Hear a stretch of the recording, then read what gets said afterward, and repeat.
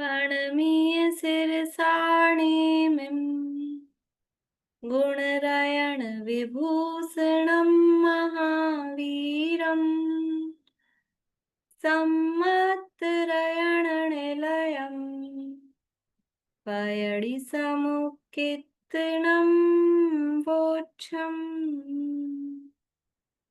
परम भय सब खंड के कर्म कांड समुदाय सहज अखंडित ज्ञानमय जयवंती जिन राय विघ्न हरन मंगल करन नमो सिद्ध सुखकार नेमि चंद जिन जगतपति साधु वचन गुणधार नेमि चंद जिन जगतपति साधु वचन गुणधार। श्री गोमट सारजी कर्मकांड नामक ये महाशास्त्र है। इसके अंतर्गत अपना पहला अधिकार प्रारंभ अपन ने किया है।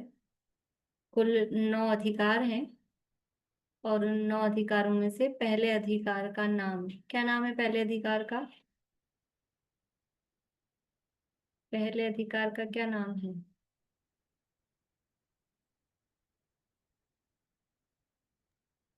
प्रकृति समुत्कीर्तन। प्रकृति समुत्कीर्तन अर्थात प्रकृतियों के बारे में सम्यक प्रकार से विशेष रूप से कहने वाले हैं। किसकी प्रकृति? एक एक की प्रकृति बताएंगे जो क्लास में बैठेंगे कि इसकी कैसी, इसकी गुस्सैल प्रकृति है, इसकी शांत प्रकृति है। क्या ग्रंथ का नाम क्या है? ग्रंथ का नाम है कर्मकांड। कर्मकांड का मतलब क्या है? कर्मों की मुख्यता से किसको दिखाएंगे? कर्मों के मुख्यता से जीव को ही दिखाना है। कर्म को दिखाना प्रयोजन नहीं है, जीव को दिखाना है, लेकिन कर्म की मुख्यता से। तो यहाँ कर्मों की प्रकृतियों की बात इस पहले अधिकार में चलेगी। कुछ काम दिया था आप लोगों को?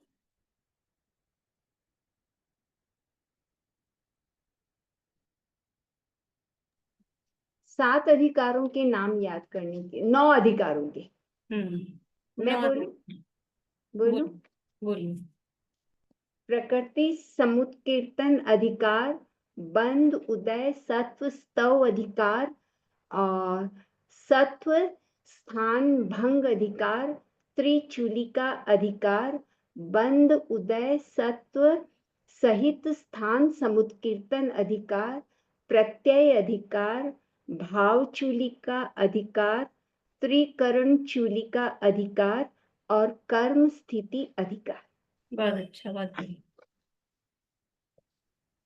पहला प्रकृति समुत्कीर्तन, दूसरा बंध उदय सत्व, तीसरा सत्व स्थान भंग, चौथा त्रिचूलिका, फिर बंध उदय सत्व स्थान समुत्कीर्तन, फिर छठा प्रत्यय, सातवां भावचूलिका, आठवां त्रिकर्ण चूलिका और नवा कर्म स्थिति। बढ़िया, बहुत अच्छा।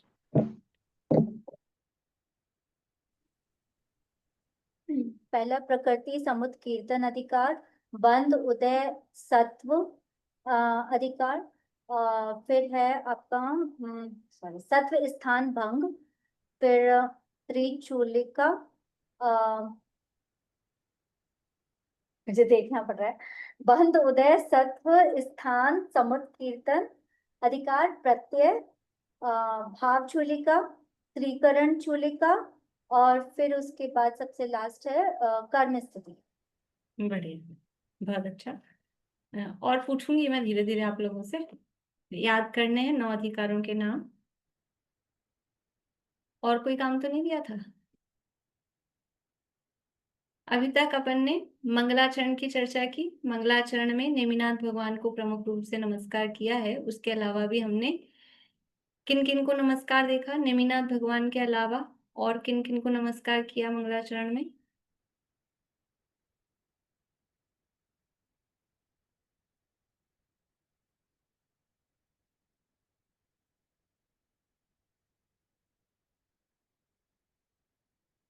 अनीता आंटी बोलिए।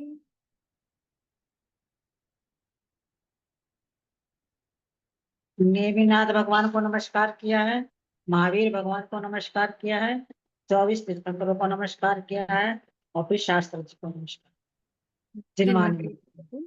बड़ी दूसरी गाथा में फिर प्रकृति का अर्थ बताया। प्रकृति का क्या अर्थ है? प्रकृति अर्थात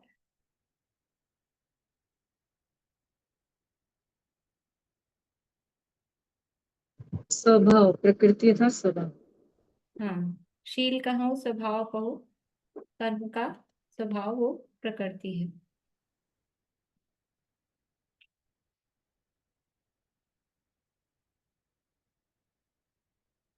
फिर यहाँ कहा था कि इनका अस्तित्व ताणतिठम स्वयं सिद्धम, इनका अस्तित्व की सिद्धि स्वयं से होती है। यानी जीव के और कर्म के अस्तित्व की सिद्धि। तो जीव के अस्तित्व की सिद्धि कैसे होती है? कि प्रत्येक जीव को ये तो फीलिंग में आता ही है कि मैं हूं। भले ही वो शरीर को मैं मानता हूँ, ये अलग बात है, लेकिन मैं की अनुभूति अंदर से जो मैं आता है ना, मैं, ये वो मैं उस जीव के अस्तित्व को सिद्ध करता है। ये मैं कहाँ से आता है? ये जड़ पुद्गलों में मैं नहीं आता है। ये जो मैं पने की जो फीलिंग आ रही है, ये इन जड़ पुद्गलों में नहीं आती है। ये पेन पेंसिल टेबल कुर्सी जो भी चीजें हैं, इनमें मैं पने की अनुभूति नहीं आती। तो मैं पने की अनुभूति जिसको आ रही है वो जीव है। तो इनका अस्तित्व स्वयं से सिद्ध है। और जो विभिन्नताएं दिखाई दे रही हैं, कोई लंबा है, कोई छोटा है, कोई गोरा है, कोई काला है, कोई मोटा है, कोई धनी है, कोई निर्धन है, कोई बुद्धिमान है, कोई ऐसा, ये सब कर्म के अस्तित्व को सिद्ध कर रही है। तीसरी गाथा भी अपन ने देखी थी। इसका थोड़ा सा प्रोनाउंसिएशन, मतलब प्रोनाउंसिएशन तो ठीक है, पर वो अर्थ में अपन ने बताती हूँ मैं। ये जो लास्ट इसका पद है, लास्ट लाइन बोलते हैं तीसरी गाथा की, पड़ी समयम सवंगम तत्ताय, पेज नंबर है 6, बुक में 6 नंबर पेज है।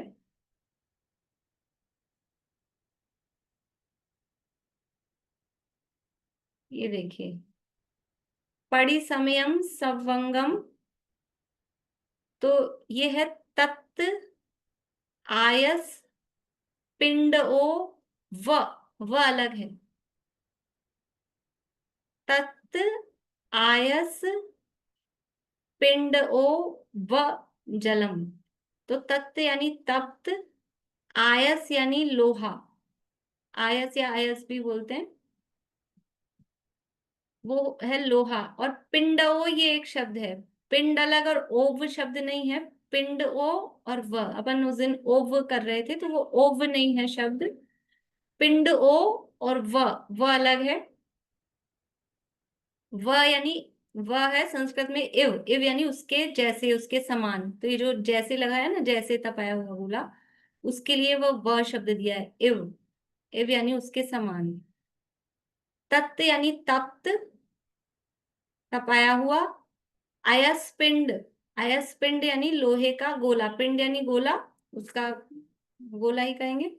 अयस यानी लोहा। और पिंड ओ, पिंड ओ वो विभक्ति से बना है, पिंड ओ। तो तत् अयस पिंडो व यानी एव जलम, यानी वो जल को। तो जैसे तप्तायमान लोहे का जो पिंड है, गोला है, वो जल को चारों तरफ से खींचता है, वैसे ही जीव प्रति समय संपूर्ण रूप से चारों तरफ से यानी सर्वांग से कर्मों को ग्रहण करता है। गाथा का अर्थ वगैरह सब अपन ने उस दिन कर लिया था, केवल ये यहाँ थोड़ा सा बताना था। समझ में आया सबको? जो इसको पढ़ेंगे ना अपन, तो तत्तायस पिंडओ व जलम, वो अपन थोड़ा ऐसा पढ़ रहे थे, तत्ताय सपिंड, सपिंड नहीं है, तत्तायस पिंडओ व जलम, तो अर्थ भी सही आ जाएगा। तत्तायस, अयस तक है शब्द, तत्तायस पिंडओ व जलम। अब है चौथी गाथा। पीछे किसी को कुछ पूछना है पीछे के प्रकरण में? ये ओव का क्या मतलब बताया ओव आपने? नहीं है ना, यही तो मैंने कहा, शब्द ओव शब्द नहीं है, ओ आएगा पिंड के साथ, पिंड ओ। पिंड और ओ आधा मतलब वो वाक्य, गोला। हाँ, बाद में शब्द है अकेला व, पर वो संधि हुई है तो एक आधा व और बन गया है, द्वित्व हो जाता है शब्दों का, तो संधि होने से एक और व बना है, आधा व। शब्द क्या है? तत् अयस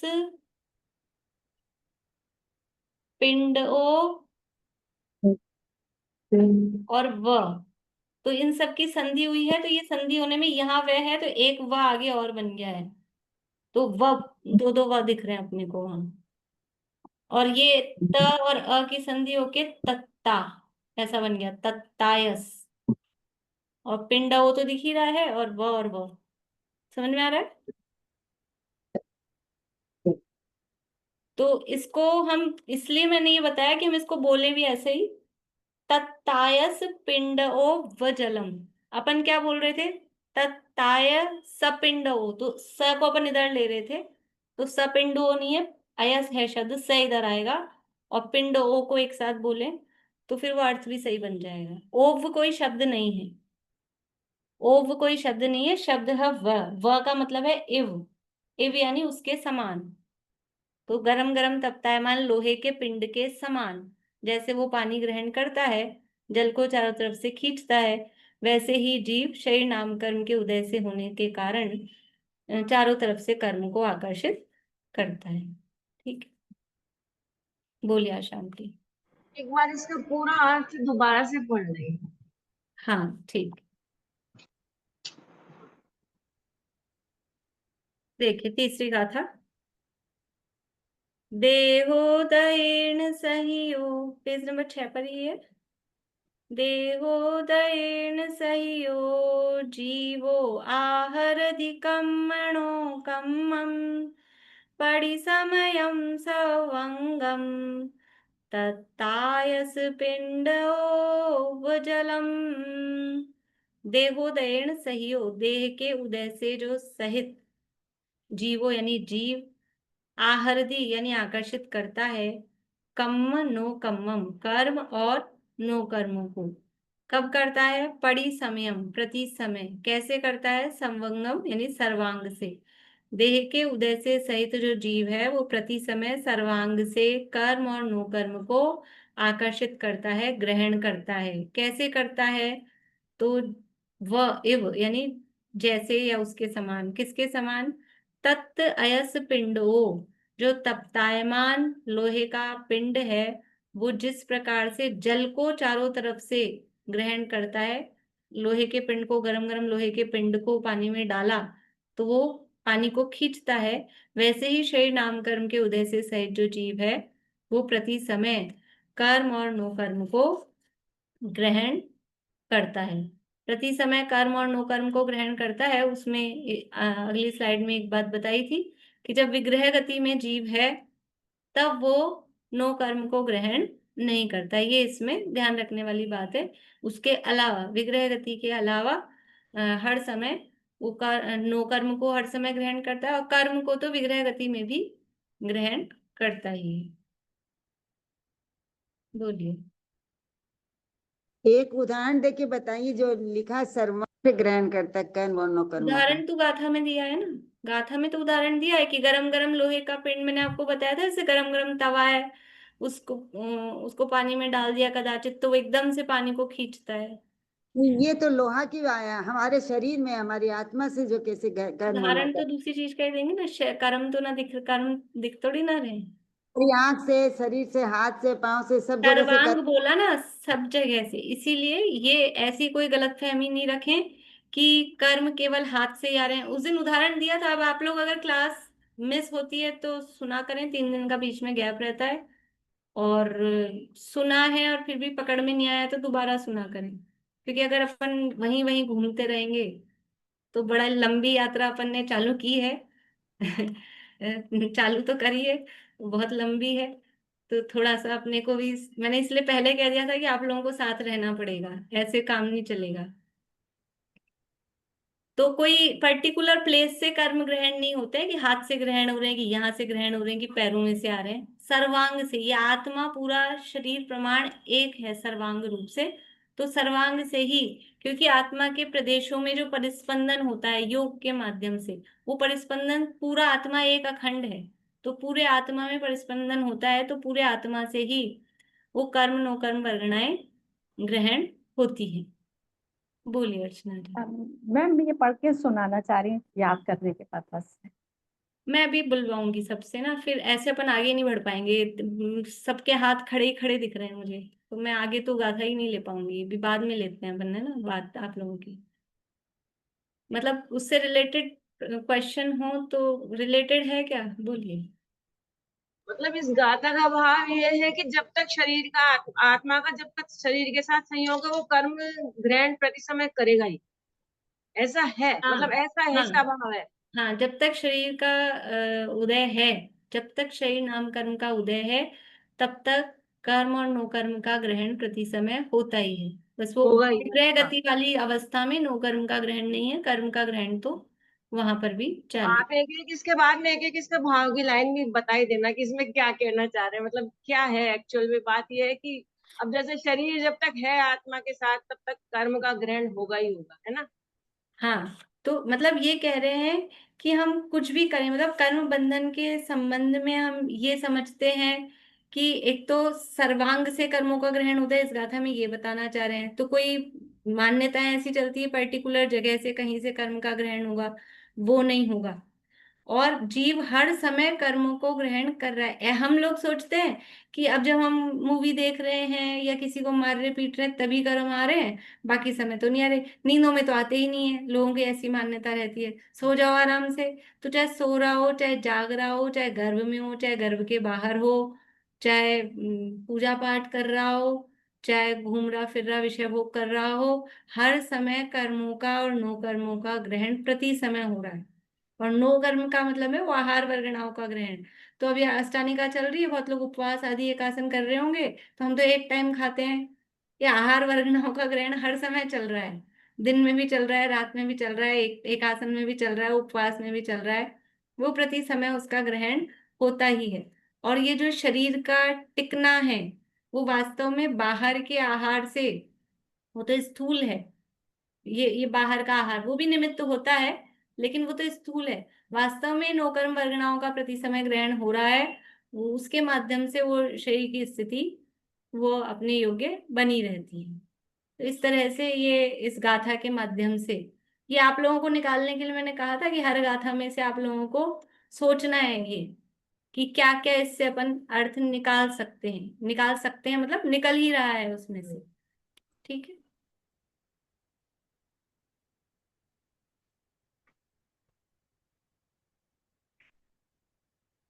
अब अपन पढ़ रहे हैं गाथा नंबर 4। चौथी गाथा है, पेज नंबर, वही 6 नंबर पेज है। गाथा बुलवा रही हूँ, पीछे बोलेगा चेतना जी। सिद्धाणन, पहले शब्द बता देती हूँ। सिद्ध, सिद्ध अनंतिम भागम, सिद्धानंतिम भागम, सिद्ध अनंतिम भागम, तो सिद्धानंतिम भागम, अभव सिद्धादनंत गुणमेव, समय पबद्धम बंधति जोग वसादो दुविसरित्थम। सिद्धाणनंत, सिद्धाणंतिम भागम, बोलिए चेतना जी। सिद्धानन्तिम भागम् अभव सिद्धादनंत गुणमेव, अभव सिद्धादनन्त गुणमेव समय पबद्धम बंधति समयपबद्धम बन्धति जोग वसादो दुविसरित्थम। जोगवसादो दुविसरित्थम् सिद्धाणन्तिम भागम् अभव सिद्धादनन्त गुणमेव, सिद्धानन्तिमभागम्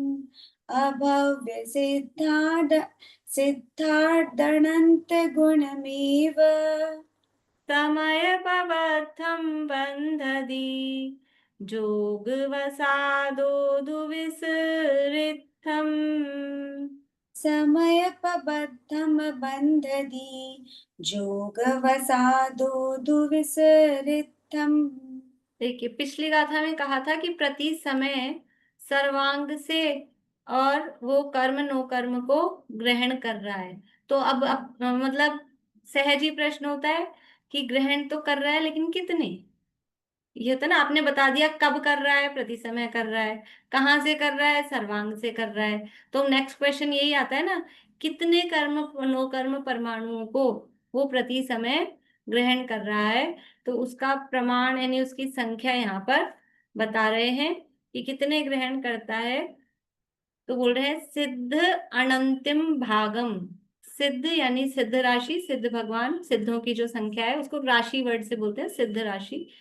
सिद्धों के अनंतिम यानी अनंतवें भाग, जितने सिद्ध हैं उनके अनंतवें भाग, और अभव सिद्धात अनंत गुणम एव। अभव सिद्ध, देखो जो अभव्य जीव है, हम तो अकेला अभव्य बोलते हैं, लेकिन उनको भी यहाँ शब्द दिया है अभव्य सिद्ध। वो भी क्या है? अभव्य जीव भी वो अभव्य सिद्ध हैं, मतलब वो कभी सिद्ध नहीं होंगे ऐसे हैं, तो इसलिए उनको अभव्य सिद्ध कहा। अभव्य सिद्धात यानी अभव्य सिद्धों से अनंत गुण, अनंत गुणे, सिद्ध राशि के यानी सिद्धों के अनंतवें भाग, और अभव्य सिद्धों से अनंत गुणे, समय प्रबद्धम, समय प्रबद्ध, बंधदी, बंधते हैं। कितने बंधते हैं प्रति समय?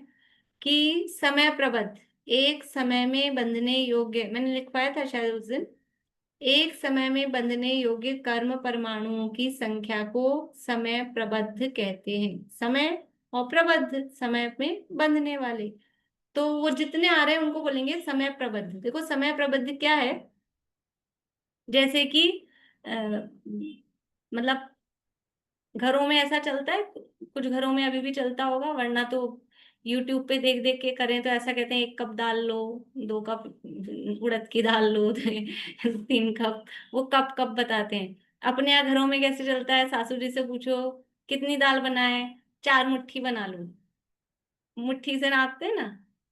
अब वो कप भी ले सकते हैं, अपने को तो उदाहरण लेना है। तो कितनी दाल बनानी है?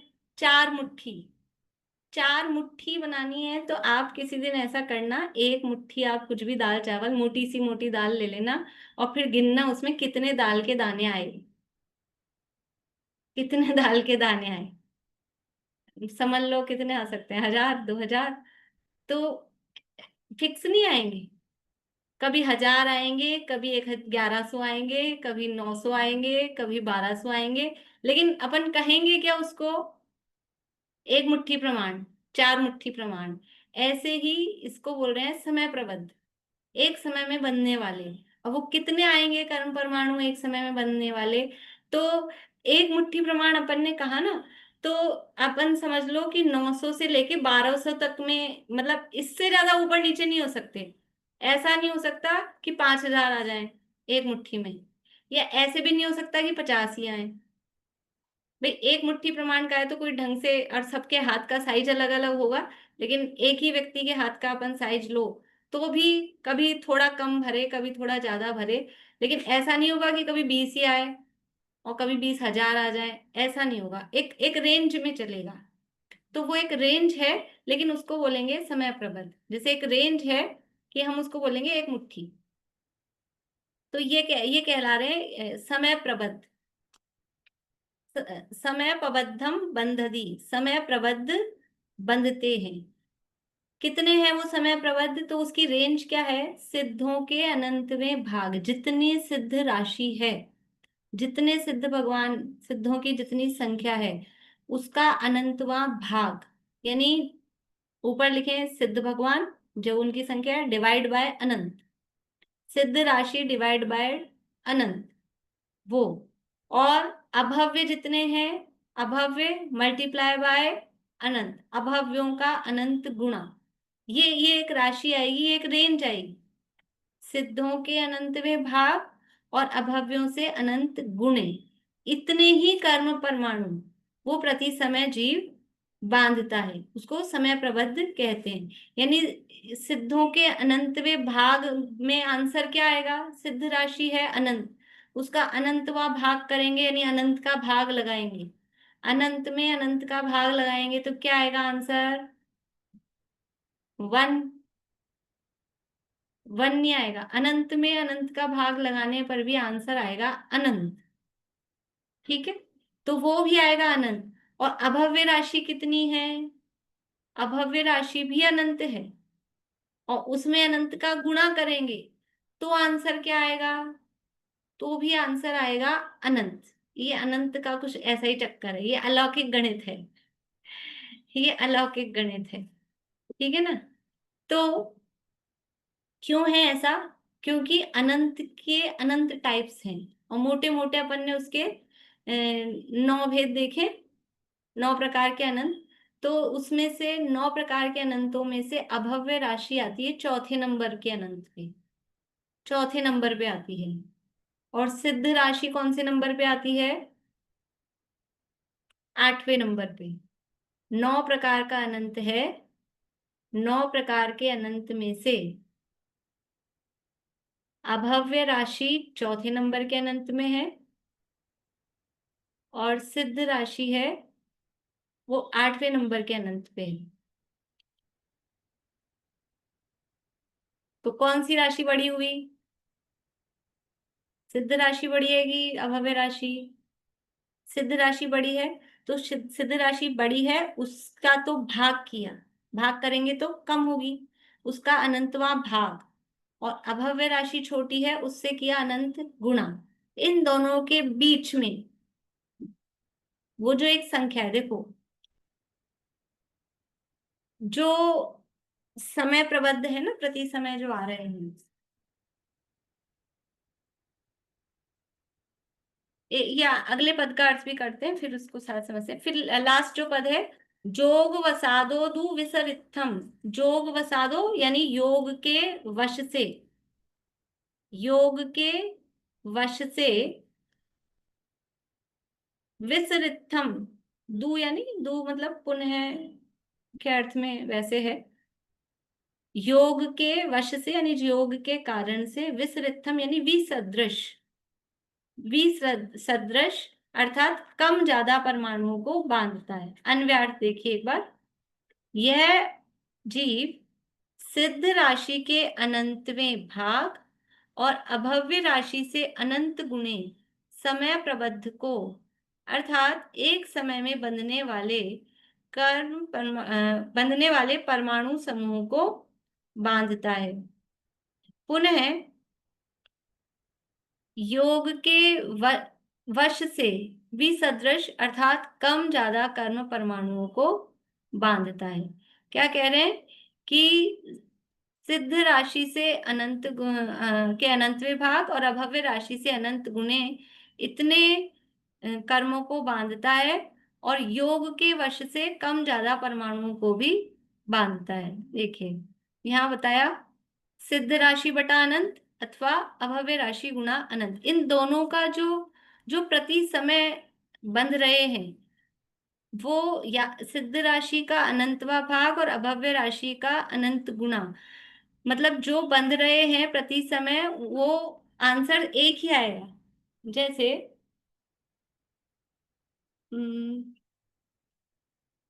1 लाख है ये, 1 लाख का 1 लाख का 10वां भाग, ठीक है, सिद्ध राशि का अनंतवा भाग कर रहे हैं ना, उदाहरण के लिए समझ रहे हैं अपन।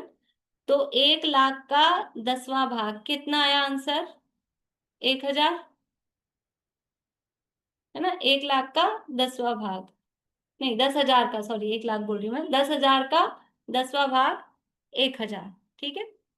और अब अपने को आंसर 1000 ही चाहिए, और इधर अपन ने किया 1000 का 10 गुना, ऐसा किया नहीं, 100 का 10 गुना, 100 का 10 गुना, तो आंसर क्या आया?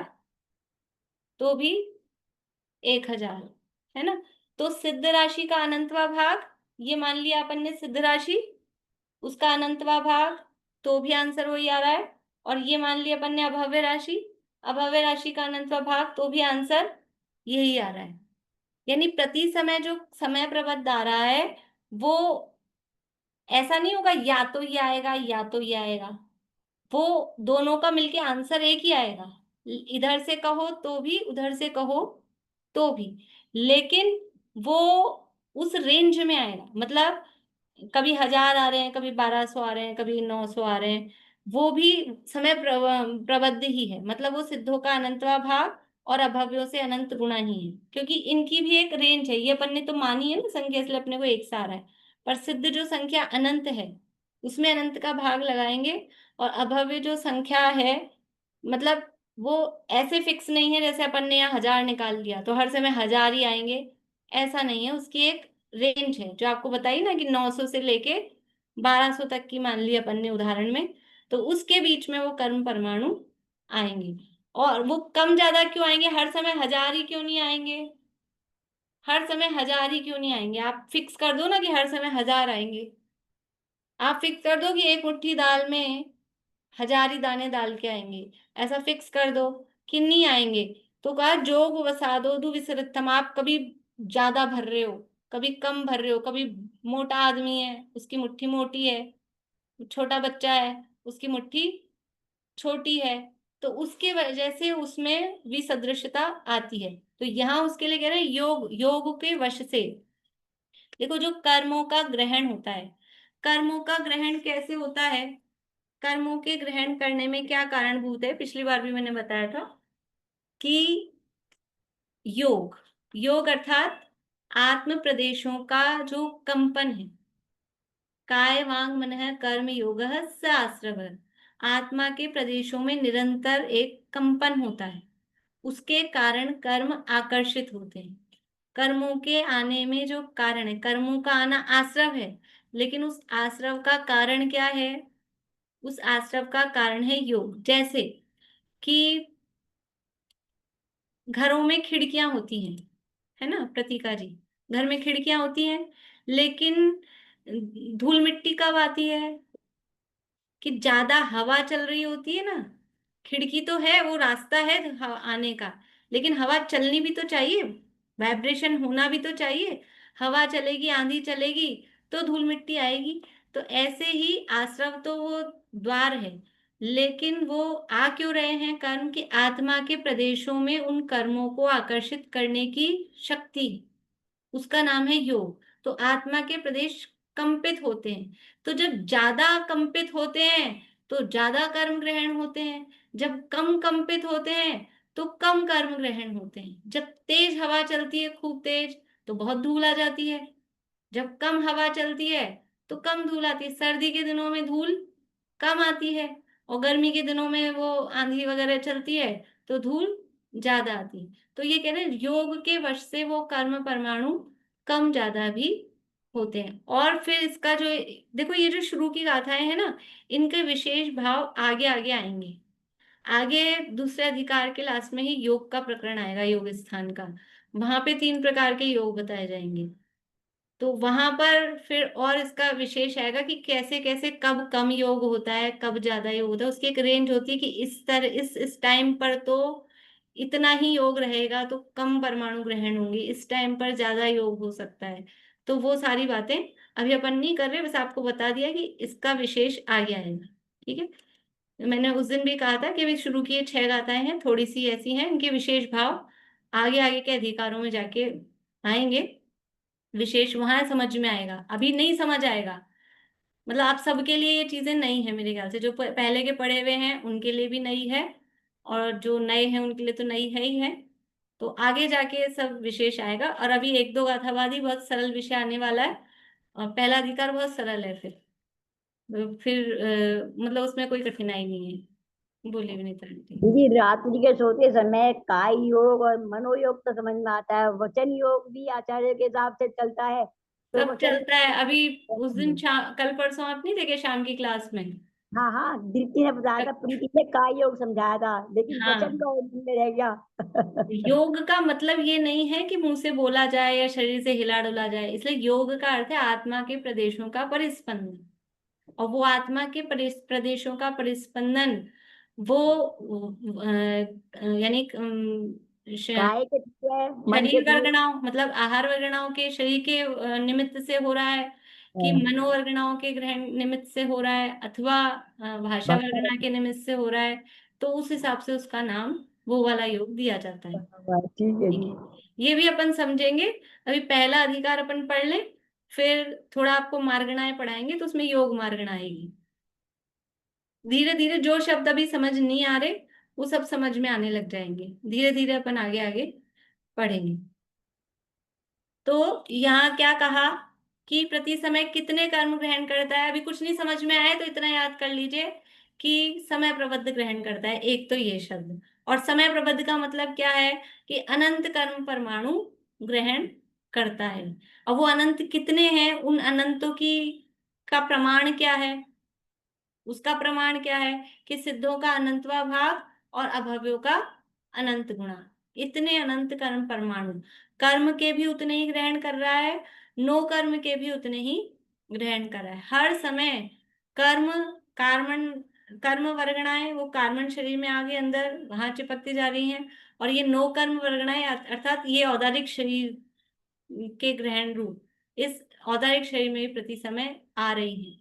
और अब अभी अगली गाथा हमें बताएंगे जितनी आ रही हैं उतनी जा भी रही हैं। मैम एक छोटा सा डाउट था, जैसे आपने बोला ना, जैसे उसको हमने सिद्ध का हमने 8 बोला था और अभव्यों का 4, तो मतलब सिद्ध का काउंट ज्यादा है अभव्यों से? हाँ, काउंट ज्यादा है। सिद्धों यानी अभव्य भी अनंत हैं, सिद्ध भी अनंत हैं, लेकिन अभव्य जो अनंत हैं वो कम है और सिद्ध जो अनंत है वो ज्यादा है। जैसे उस दिन आपको उदाहरण दिया था कि मेरी इनकम 5 डिजिट में है, तो 10,000 वो भी है और 90,000 वो भी है। तो अभव्य के लिए अपन ने कहा था वो 40,000 है और सिद्ध है वो 80,000 है। तो वो 4th नंबर और 8th नंबर याद आ गया? याद आ गया। नहीं, पर मुझे कंसर्न ये था कि मतलब भव्य लोग ज्यादा है, अभव्य कम है, मतलब मैं उल्टा हाँ, सोच रही थी कि मतलब सिद्ध कुछ ही बनते होंगे वैसे। नहीं नहीं, अभव्य बहुत कम है, अभव्यों से अनंत गुणे भव्य है।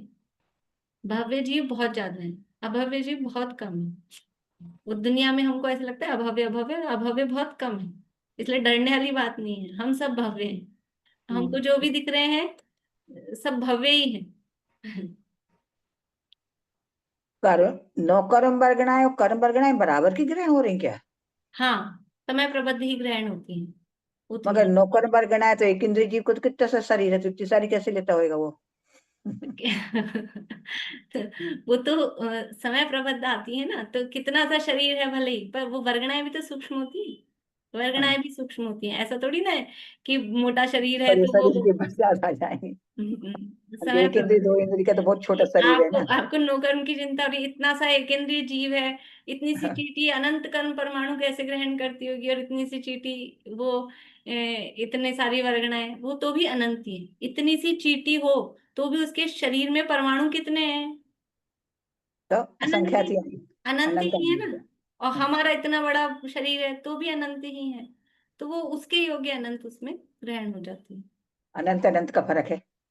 हाँ, हाँ, सही रहेगी। बोलिए भाभी। हाँ भाभी, बस एक छोटा सा क्वेश्चन है। ये जो सिद्ध राशि आपने बताई है, तो ये जो सिद्ध राशि है वो जो अभी तक जितने सिद्ध हो गए हैं उन्हीं की बात हो रही है ना, हाँ, कि जो अनादि से अनंत में होंगे, सब नहीं लिए नहीं ना? अनंत भविष्य वाले नहीं, अभी तक, अभी तक जितने सिद्ध हुए, अभी तक तो जितने। फिर ये तो संख्या बदलती ही रहेगी, क्योंकि सिद्ध राशि तो बदलती रहेगी। लेकिन अभव्यों की राशि तो कांस्टेंट रहेगी, क्योंकि वो तो अनादि से अनंत फिक्स है। पर सिद्ध राशि भी बदल के ऐसा नहीं होगा कि वो 8th नंबर के अनंत से 9th नंबर के अनंत पे पहुंच जाए, हाँ ऐसा नहीं होगा। हाँ, इसलिए वो वो वही रहेगी, ठीक वो है। वही मतलब ज्यादा फर्क नहीं पड़ने वाला उसमें बदलने का।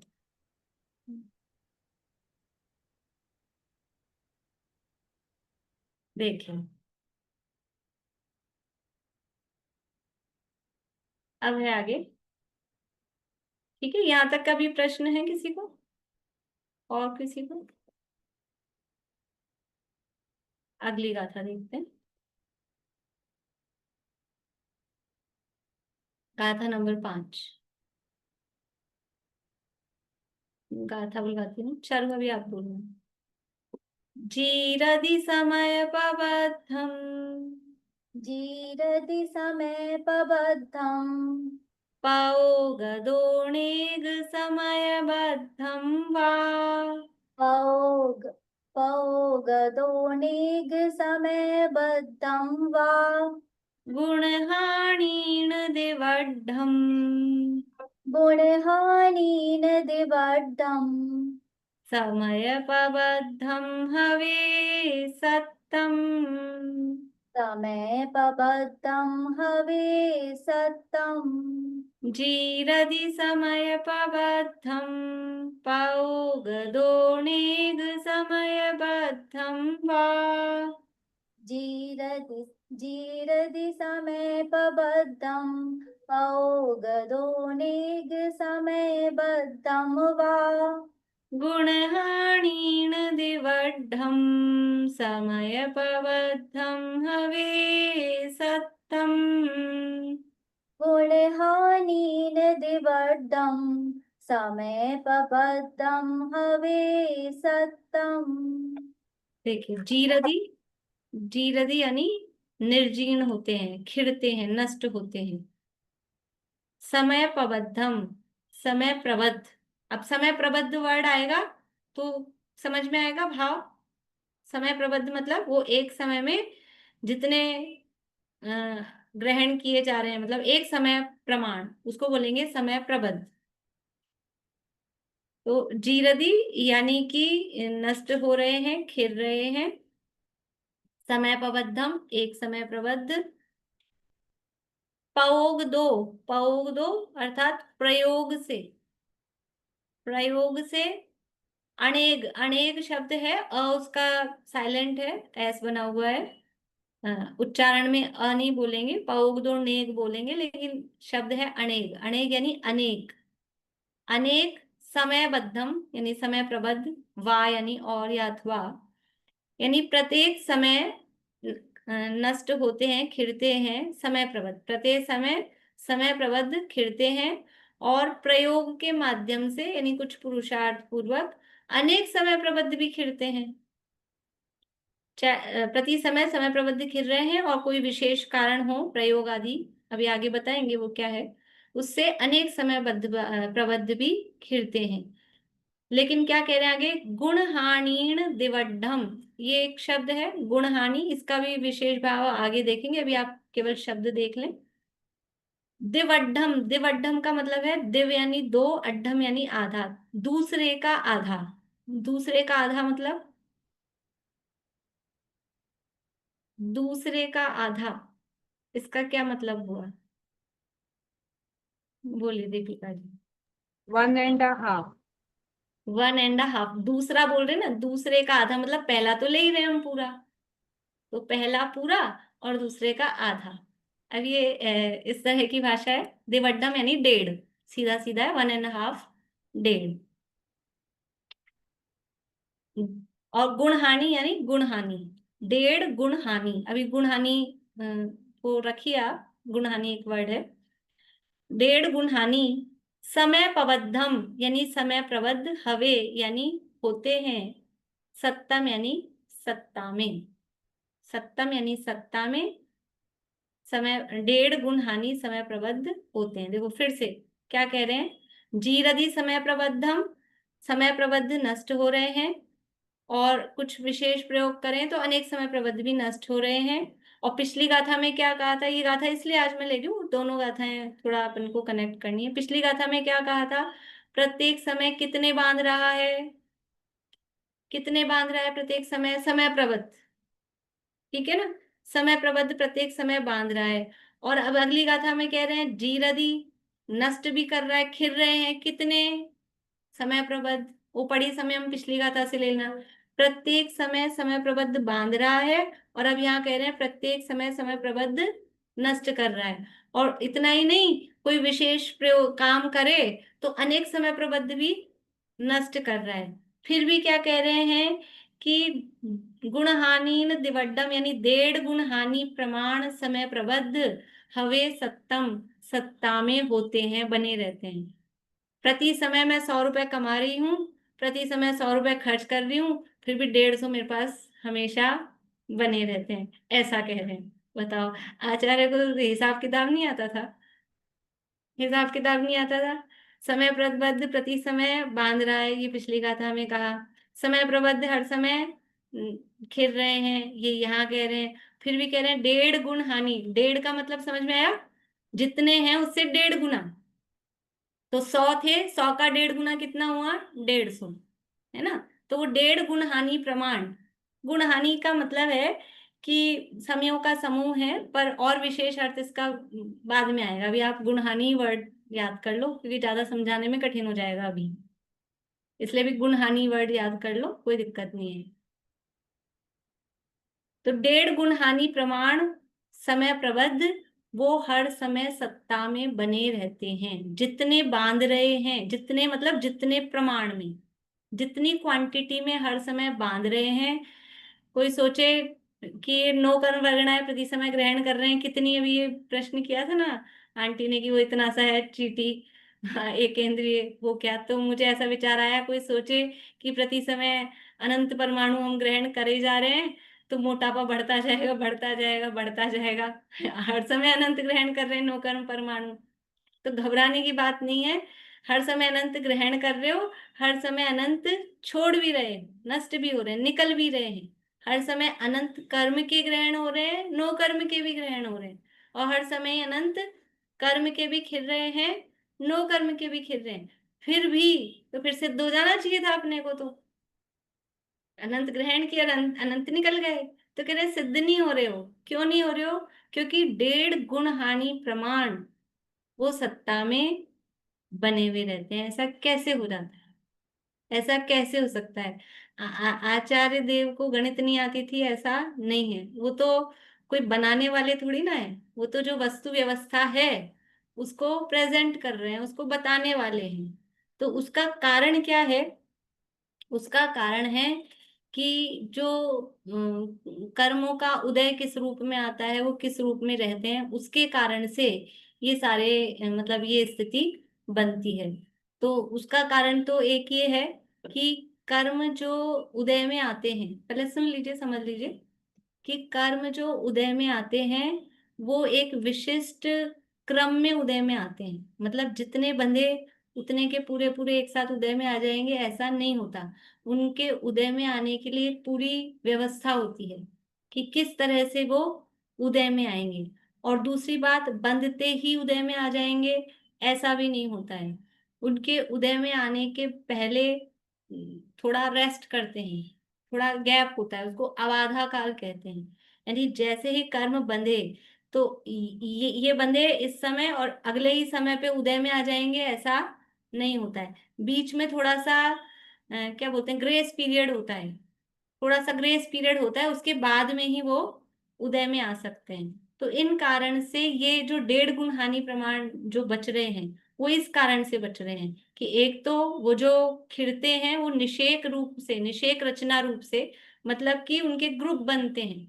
100 बंदे हैं तो 100 एक साथ सारे के सारे उदय में नहीं आएंगे, उनके ग्रुप बनेंगे। जैसे 100 हैं तो 30 एक बार में, 25 एक बार में, 20 एक बार में, इस तरह से उदय में आएंगे। सारे पूरे के पूरे 100 एक बार में नहीं आएंगे। एक तो ये कारण है। और दूसरा कारण क्या है कि बंधते ही अगले समय में उदय में नहीं आएंगे। आबाधा काल, वो जो ग्रेस पीरियड जिसे अपन कह रहे हैं उसका नाम है आबाधा काल। उस आबाधा काल को छोड़कर ही वो उदय में आएंगे। तो इस कारण से वो ऐसा इसमें बन जाता है। देखिए एक उदाहरण कल्पना दीदी बताते थे, मतलब इसकी भी जो ये जो है ना 1.5 गुण हानि वाला, ये आएगा जाके नवे अधिकार में डिटेल में। मतलब यहाँ आपको दिया है गाथा, लेकिन इसका विशेष स्पष्टीकरण कि कब आएगा एंड में जाके समझ में आएगा। लेकिन फिर भी कल्पना दीदी ने एक इसके लिए उदाहरण वो पढ़ाते हैं, तो अपन 100% वो वैसे नहीं लगता है, लेकिन फिर भी समझ में अपने को आ जाए थोड़ा सा, उसके लिए अपन लेते हैं कि जैसे प्रति समय जो कण परमाणु बंध रहे हैं प्रति समय, पहले आप समझ लीजिए एक बार, फिर लिखने का काम तो मैं बाद में भी करा दूंगी आपको, लेकिन एक बार समझ में आ जानी चाहिए। प्रति समय कितने बंध रहे हैं? 100। ठीक है। और अपन ने उनका टाइम मतलब कितने समय के लिए बंध रहे हैं, तो उनका स्थिति मान ली है 6 समय। कितने समय के लिए बंध रहे हैं उसको बोलते हैं स्थिति, तो वो है 6 समय। ठीक है। और उनका आबाधा काल यानी वो जो ग्रेस पीरियड है जो छोड़ना है अपने को, वो है 1 समय। वो अपन ने माना 1 समय ये। और अब वो किस क्रम से खिलेंगे? 100 है ना, तो 100 को अपन ने क्रम बना लिया 30, फिर 25, फिर 20, फिर 15 और 10, हो गए 100। 30 और 30 60, 100। ठीक है। मतलब 100 खिलेंगे, लेकिन पहली बार में 30, फिर 25, फिर 20, फिर 15, फिर 10, ऐसे करके खिलेंगे। और ये कर्मों में ऐसा होता ही है, ये परमाणुओं की संख्या है, तो शुरू में परमाणु ज्यादा होते हैं, फिर अगले अगले समयों में कम होते हैं। तो इसका मतलब ऐसा बनेगा, जैसे यहाँ 30 लगाएंगे अपन, फिर 25 लगाएंगे, फिर 20, फिर 15, फिर 10, तो ये एक ऐसा ट्रायंगल जैसा बनेगा। कर्मों को जो दिखाते हैं वो इस तरह से इसलिए ट्रायंगल रूप से दिखाते हैं, क्योंकि नीचे नीचे मतलब प्रारंभिक समय में परमाणु ज्यादा होते हैं, अगले अगले समयों में परमाणु कुछ कुछ कम होते हैं, तो उसका ऐसा ट्रायंगल बनता है। इसको त्रिकोण रचना बोलते हैं, या गोपुच्छाकार भी बोलते हैं। गाय की पूंछ भी इसी तरह से होती है, नीचे से पतली और ऊपर से चौड़ी, इस तरह से। ठीक है। ये तो अपन ने मतलब ये माना है, अब अपन किस तरह से खिल रहा है ये देखते हैं। ये बात समझ में आ गई? प्रति समय 100 बंध रहे हैं, 6 समय के लिए बंध रहे हैं, 1 समय उनका आबादा काल है, मतलब 1 समय बाद उदय में आएंगे। ठीक है। और किस क्रम से खिलेंगे? पहले समय में 30, दूसरे समय में 25, फिर 20, फिर 15 और फिर 10, ऐसे करके 5 समयों में वो खिल जाएंगे। ये सारी स्थितियां खिलने के समय ही है, बनने में एक साथ बन जाएंगे पूरे 100? बंधेंगे तो एक साथ ही, बंधेंगे उसमें तो कोई 100 स्टेप एक नहीं है? साथ। उसमें कोई बंधने स्टेप में नहीं कि थोड़ा थोड़ा बंध रहे हैं, एक साथ बन जाएंगे सारे और फिर धीरे धीरे खिलेंगे? 100 भी थोड़ा ही ना, मतलब एक बार में थोड़ा में आप 30 लोग, मतलब जो भी लोग हैं वो एक ग्रुप है ना, वो एक लॉट है समय प्रबंध, उसका अपन डिवाइडेशन कर रहे हैं। जो भी बंधेगा तो वो 100 का आप कम करोगे तो 10 का ग्रुप, एक तो बंधेगा नहीं कर्म कभी अकेला, अनंत के लॉट में ही बंधेगा, तो इसलिए वो बंधने में ऐसा क्रम नहीं बनेगा बना। तो वो प्रति समय अनंत ही, हाँ, और उदय में खिलने के भी प्रति समय अनंत ही आएगा, ये भी अनंत ही है, लेकिन अच्छा, अपन ने इसको बांटा है उदाहरण में। ये उदाहरण खिलेगा है, ये बिल्कुल खिलेगा भी उदाहरण है अनंत ही। समझने के लिए। हर एक्चुअल में हर में अनंत ही है, ये केवल उदाहरण अपन ने समझने के लिए लिया है, जिससे अपने को सरलता से समझ में आ जाए। देखिए, अपने पास टाइम बचा है कम। अब ये 6 समय के लिए बंधा है ना, तो पहला समय तो अब आधा का है, पहले समय तो कोई उदय में आएंगे नहीं, सेकंड समय से उदय आना चालू होगा, है ना। पहला समय तो अब आधा का है, तो उसमें तो कुछ उदय आएगा नहीं। सेकंड समय से उदय आना चालू हुआ, इसको इस तरह से बनाते हैं अपन कि पहले मैं आपको समझा देती हूँ, फिर इसको ड्रॉ करके अपन कल कर पाएंगे, अभी समय भी नहीं है। पहला समय अपना ऐसे ही खाली गया, पहले समय पे कुछ नहीं उदय में आया। दूसरे समय पे कितने परमाणु उदय में आए? 30। लेकिन इस समय कुछ बंधे भी कि नहीं बंधे? ये पहले समय बंधे थे 100, ये यहाँ लिखते हैं, पहले समय बंधे थे 100, यहाँ लिखते हैं 100 बंधे थे, ये पहला समय है, ये पहला समय है, 100 बंधे थे, उदय कुछ भी नहीं आया। फिर अगले समय में इस वाले में से 30 उदय में आए। ठीक है। इस समय जो 100 बंधे थे उस समय इसमें से कोई उदय में नहीं आया, ये बात ध्यान रखना। ये अपन उदाहरण के लिए ऐसे स्टार्टिंग मान रहे हैं, इस समय कोई उदय में नहीं आया, लेकिन अनादि से कर्मों का बंध चल रहा है और कर्म उदय में भी आ रहे हैं, इसलिए ऐसा कोई टाइम नहीं खाली होता है कि कोई कर्म उदय में नहीं आए। लेकिन अपन उदाहरण में समझने के लिए ऐसा टाइम ले रहे हैं कि इस समय कोई उदय में नहीं आया। इसमें से इस समय 30 आए, है ना, ये दूसरा समय हो गया। फिर ये तीसरे समय में इसमें से कितने उदय में आएंगे? 25। अपन ने यही वो बनाया ना, 30, 25, 20, 15, 10 ऐसे। तो इस समय पहले 100, फिर ये दूसरे समय जो हुआ, ये दूसरे समय और 100 बंधे। जब ये 30 उदय में आए तब यहाँ 100 और बंधे। फिर जब ये 25 उदय में आ रहे हैं तब भी यहाँ 100 और बंध रहे हैं। आज अपना पूरा नहीं हो पाएगा, आप लोग मतलब मैं केवल आपको वर्बली बताती हूँ, ये चार्ट कल बना के बताऊंगी। केवल ये समझ लीजिए आप कि पहला समय बांधे अपन ने, अभी कोई उदय नहीं आ रहा है। दूसरे समय में, उस पहले समय में जो बंधे थे उसमें से 30 उदय में आए, 30 उदय में आए, लेकिन इस समय बंधेंगे भी तो सही, तो 100 और बंध गए, है ना अपने पास। फिर जब तीसरा समय आएगा तो इसके तो 25 उदय में आएंगे, और जो सेकंड समय पे 100 बंधे थे उसमें से भी तो उदय में आएंगे।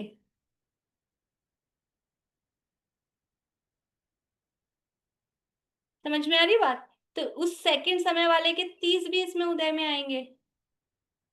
जिन लोगों को अभी समझ में आ रहा है, अभी कुछ लोगों को आ रहा है, तो वो कल करके रखें इस तरह से, और बाकी लोगों के लिए कल वापस से बताऊंगी। अपने को ऐसा करना है, 6 समय तक 100 तो अपने बंधेंगे, और सेकंड समय से वो 30, फिर 25, फिर 20, इस तरह से वो उदय में आएंगे। तो आपको ये देखना है कि लास्ट जो छठा समय आएगा उस समय अपने पास यानी बंध कितने रहे हैं, उदय कितने आ रहे हैं, और स्टॉक में कितने बचे हैं, ये आपको निकालना है। ये होमवर्क है, जिन लोगों को समझ में आ रहा है उनके लिए, बाकी लोगों को कल ही बताएंगे। ये इसमें दोबारा जो 100 बंदे उसमें भी तो आबादा काल, हाँ, उसमें भी अब आधा तो आएगा, एक सही। समय टल जाएगा हाँ, ना। वो उसमें भी अब आधा काल आएगा, तो वो तीसरे समय से उदय में आएंगे। हाँ, हाँ, मतलब वो ध्यान रखना है, जो जिस समय बंध रहा है उसके अगले समय वो उदय में नहीं आएगा, तीसरे समय से उदय में आएगा। जो जिस समय बंध रहा है उसके अगले समय उसका अब आधा काल रहेगा, तीसरे समय से वो उदय में आएगा। तो ऐसे करके इसका एक चार्ट बनाना है, ठीक है। फिर से हर समय 100 कर्म परमाणु बंध रहे हैं, 6 समय के लिए बंध रहे हैं। तो पहले समय जो बंधा, पहले समय तो उसका अब आधा काल हो गया, दूसरे समय से वो उदय में आएगा, और उदय में 100 के 100 एक साथ नहीं आएंगे, 30, 25, 20, 15, 10 ऐसे करके उदय में आएंगे। हर समय वो बंध रहे हैं। तो छठे समय के बाद आपको पोजीशन देखनी है कि अभी कितने बंध रहे हैं, कितने उदय में आ रहे हैं, और कितने अपने पास सत्ता में हैं। आप मतलब जिनको कंप्यूटर का आता है वो एक्सेल भी बना सकते हैं, ऐसे भी करके देख सकते हैं, जैसे भी हो। तो ये कल के लिए होमवर्क है, इसको कल समझेंगे अपन, ठीक है। अभी यहीं पूरा करते हैं, क्योंकि अभी टाइम फिर ज्यादा हो जाएगा, हो नहीं पाएगा। गाथाएं भी कल ही बुलवाएंगे। गाथा बुलाने का आप लोग खुद ही बोलने का थोड़ा अभ्यास करते रहें, फिर सबका नंबर आ नहीं पाता है, करेंगे फिर, ठीक है। अभी यहीं पूरा करते हैं। तो इस तरह से ये जितने बंधते हैं प्रति समय उतने ही खिलते हैं, पर फिर भी 1.5 गुना उससे, जितने बंध रहे हैं जितने खिल रहे हैं उससे 1.5 गुना वो सत्ता में हर समय बने रहते हैं। ये इस प्रोसेस से हमको समझ में आएगा, और फिर इससे क्या लाभ है, इससे क्या समझ में आता है, वो भी चर्चा अपन कल करेंगे। अभी जिनवाणी स्थिति।